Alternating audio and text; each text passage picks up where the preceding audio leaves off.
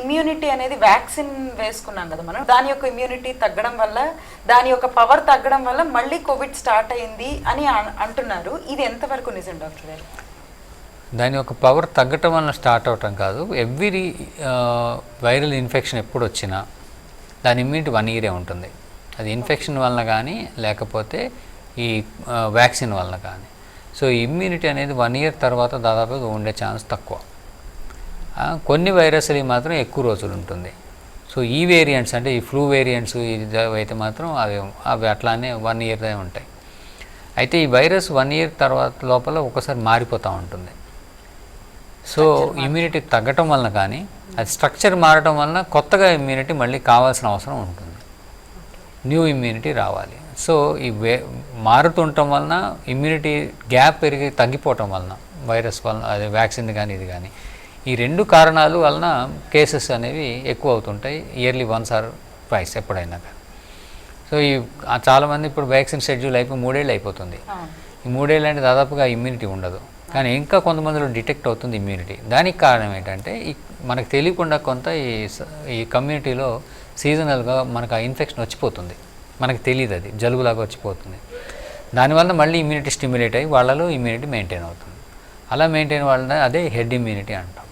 So vaccine వలన కానీ లేకపోతే మళ్ళీ ఇన్ఫెక్షన్స్ అలా సీజనల్గా తిరుగుతూ కొంత ఇన్ఫెక్షన్స్ రావడం, దాన్ని ఎండమిక్ స్పట్స్ అంటారు, ఎపిడమిక్ అంటారు. అవి వచ్చిపోతూ ఉండటం వలన మనకి ఈ ఇమ్యూనిటీ అనేది మెయింటైన్ అవుతుంది.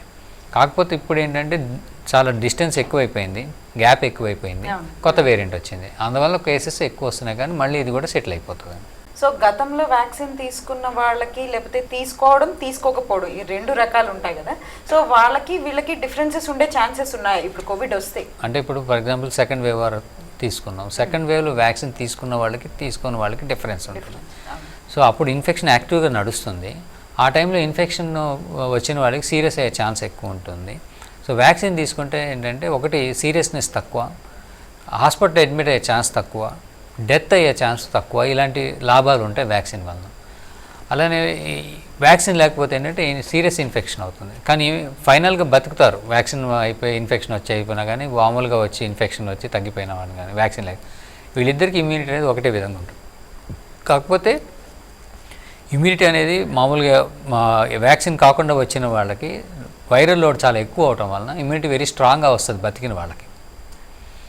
కానీ వేనింగ్ అండ్ ఫేడ్ అయిపోవటం అనేది డోస్ తక్కువ ఉండి వచ్చిన ఇమ్యూనిటీ తొందరగా ఫేడ్ అయిపోతుంటుంది. అందుకని మనకి బూస్ట్ డోసులు ఇస్తారు. గ్యాప్ ఇచ్చి మనకి ఫస్ట్ షెడ్యూల్, సెకండ్ షెడ్యూల్ అట్లా ఇచ్చారు. సో ఇప్పుడు కనుక కూడా నెంబర్లు ఎక్కువైతే మళ్ళీ government may consider giving vaccinations. అంటే హెల్త్ అయ్యి మళ్ళీ అవ్వడానికి బ్రేక్ చేయాలంటే సైకిల్ ఇవ్వాల్సి వస్తుంది. కానీ ఇప్పటి వరకు అయితే అలాంటి ఈ గత 3 years ఎప్పుడు రాలేదు. కేసెస్ అయితే నోటిఫై అవుతున్నాయి. అయితే ఇది అలార్మింగ్ లేదు కాబట్టి ప్రజలకి న్యూస్లో వార్తల్లో రాలేదు కాబట్టి మనకి తెలియదు, ప్రశాంతంగా హాయిగా ఉన్నాం.